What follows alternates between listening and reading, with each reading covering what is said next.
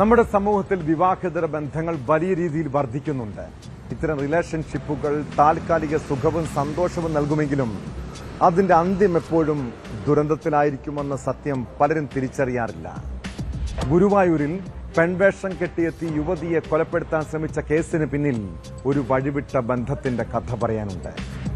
തൊടുപുഴ സ്വദേശിയായ പ്രസാദും യുവതിയും തമ്മിലുള്ള ബന്ധത്തെക്കുറിച്ച് ഭാര്യയോട് പറഞ്ഞതിന്റെ വിരോധത്തിൽ പെൺസുഹൃത്തിനെ കൊല്ലാൻ അയാൾ പദ്ധതിയിടുകയായിരുന്നു. ബുധനാഴ്ചയാണ് 5 അംഗ സംഘത്തെ ഗുരുവായൂരിൽ വെച്ച് പോലീസ് പിടികൂടിയത്. ഇവരുടെ വാഹനത്തിൽ നിന്ന് ലഹരി വസ്തുക്കളും കണ്ടെടുത്തു.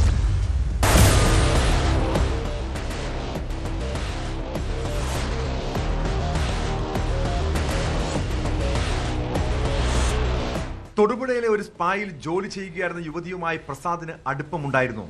അവർ കുറച്ചുനാൾ ഒരുമിച്ച് താമസിക്കുകയും ചെയ്തതാണ്. ഇടയ്ക്ക് ഈ യുവതിയുമായുള്ള ബന്ധം പ്രസാദ് അവസാനിപ്പിച്ചു.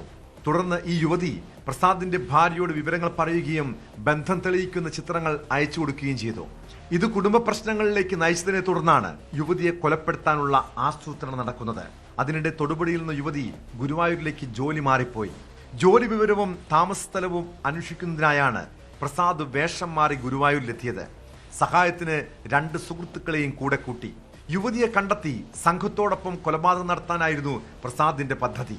എന്നാൽ സ്ത്രീവേഷത്തിൽ ഗുരുവായൂർ പടിഞ്ഞാറേ നടയിൽ കണ്ട പ്രസാദിനെ പോലീസ് സംശയാസ്പദമായി ചോദ്യം ചെയ്തതോടെയാണ് സംഭവത്തിന്റെ ചുരുളഴിയുന്നത്.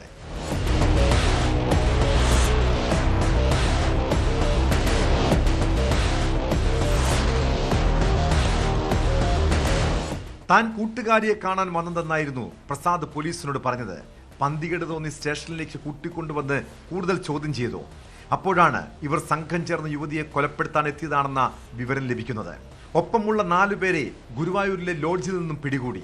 ഇവരുടെ പക്കൽ നിന്ന് 16 ഗ്രാം കഞ്ചാവും പിടിച്ചെടുത്തിട്ടുണ്ട്. ഇവർ മുങ്ങാനുള്ള ശ്രമത്തിലായിരുന്നുവെന്ന് പോലീസ് പറഞ്ഞു. തൊടുപുഴ സ്വദേശികളായ ആദർശ്, പ്രസാദ്, ഷാഹിദ്, സ്റ്റീഫൻ, ഇടുക്കി മാത്തപ്പാറ സ്വദേശി വിനീഷ് എന്നിവരെയാണ് അറസ്റ്റ് ചെയ്തത്. പ്രതികൾക്ക് ക്രിമിനൽ പശ്ചാത്തലമുണ്ടെന്ന് പോലീസ് പറയുന്നു.